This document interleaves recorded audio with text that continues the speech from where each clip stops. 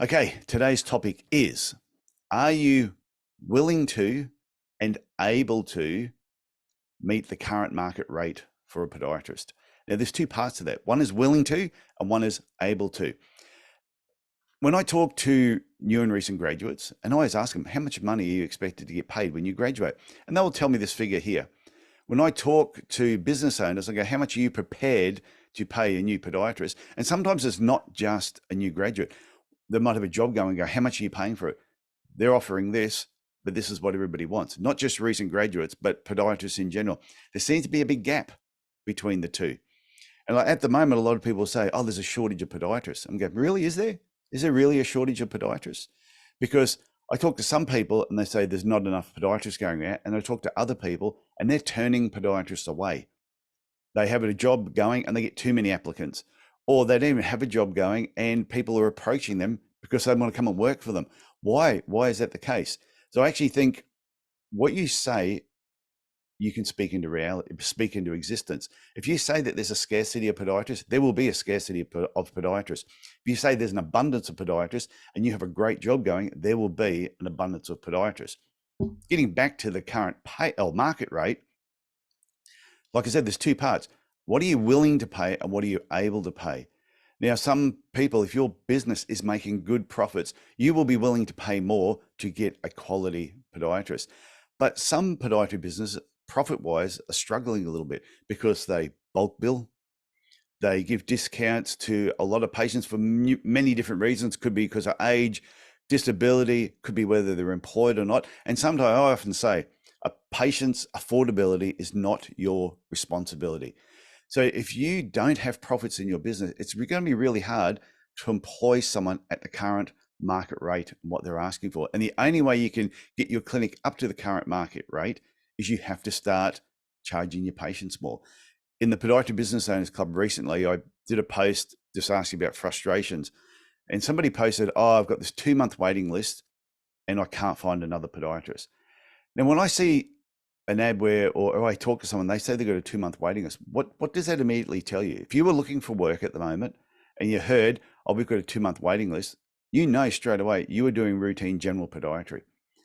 And it may not be the best quality podiatry work either. Somebody then posted and said, well, why don't you just, if you're that busy, why don't you just put your fees up? And all of a sudden they reacted with, I can't put my fees up. I'm not going to try and rip people off. I would rather be really busy and booked out 2 months than be sitting around waiting for patients because I've overcharged. And that's not what the person said. They just said, put your fees up. And I think there's a cycle in podiatry that we're totally missing. And some business owners are just are greedy and are not prepared to let work go. We all start our businesses. Then when we first open our clinic, sometimes we'll see anybody. We don't care who it is. We'll see them. We'll do home visits. We'll do nursing homes. But as your business starts to build and get busier, you should be letting patients go to the next podiatrist who's moved into the area. Don't look at them as being competitors. Look at them that they're there to take over some of the work that you don't want to do anymore, so you can move on to better work, the things you enjoy doing more. You can charge more fees because you should have made more money, reinvested it back in your business, have a better looking clinic than the person who's just started up. And this is the cycle of podiatry that I think we're missing. And because you're trying to hang on to everything and you've got a scarcity mentality and you're afraid that you're going to lose patients if you put your fees up, instead of just passing them over to the new person, if you have an abundance mentality, there will always be patients there. If you put your fees up, you'll find patients that are prepared to pay higher fees because you've got a better looking clinic.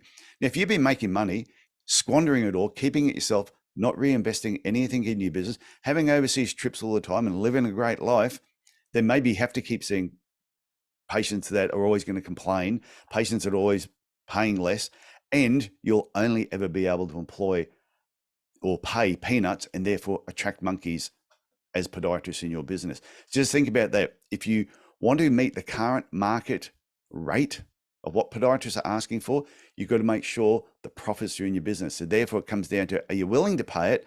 And then are you able to pay it?